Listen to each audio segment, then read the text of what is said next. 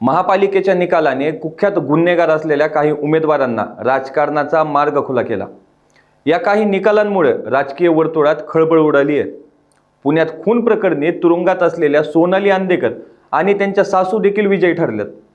दुसरीकडे जालन्यात गौरी लंकेश हत्येतील आरोपी श्रीकांत पांगारकर, सोलापुरातील खून प्रकरणी तुरुंगात असलेल्या संशयित शालन शिंदे यांचा विजय सुद्धा राजकारणाला नवी कलाटणी देणारा ठरलाय। नमस्कार, मी बालाजी शिंदे आणि तुम्ही पाहताय लोकाशा टीव्ही। पुण्यातील प्रभाग क्रमांक 23 मधून सोनाली वनराज आंदेकर यांचा दणदणीत विजय झाला।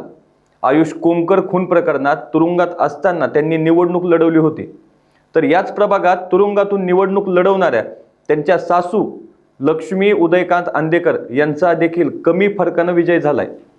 मात्र कारागृहात असलेले बंडू आंदेकर यांचा या निवडणुकीत पराभव झाला आहे। सोनाली वनराज आंदेकर आणि लक्ष्मी आंदेकर यांच्या उमेदवारीभोवती सहानुभूतीची लाट, त्यामुळेच त्यांचा विजय झाल्याचे मानलं जात आहे। अन्यायाविरुद्ध लढणारी महिला अशी प्रतिमा मतदारांमध्ये रुजली आहे। त्यांच्या समर्थकांनी प्रभागात घरोघरी जाऊन प्रचार केला। पत्रकार आणि सामाजिक कार्यकर्त्या गौरी लंकेश यांच्या हत्या प्रकरणी जामिनावर असलेला आरोपी श्रीकांत पांगारकर याने जालना महानगरपालिका निवडणुकीत विजय मिळवलाय। अपक्ष उमेदवार म्हणून लढताना त्याने भाजपाच्या उमेदवाराचा पराभव केला। पांगारकर याने प्रभाग क्रमांक 13 मधून निवडणूक लढवली होती। त्याला 2661 मतं मिळाली। सोलापूरचा मनसे पदाधिकारी बाळासाहेब सरवदे यांच्या खून प्रकरणी अटकेत असलेल्या प्रभाग क्रमांक 2 क मधील भाजपच्या उमेदवार शालन शिंदे यांचा 6000 मताधिक्यांनी विजय झालाय। उमेदवारी माघार घेण्यावरून सरवदे यांची हत्या झाली होती।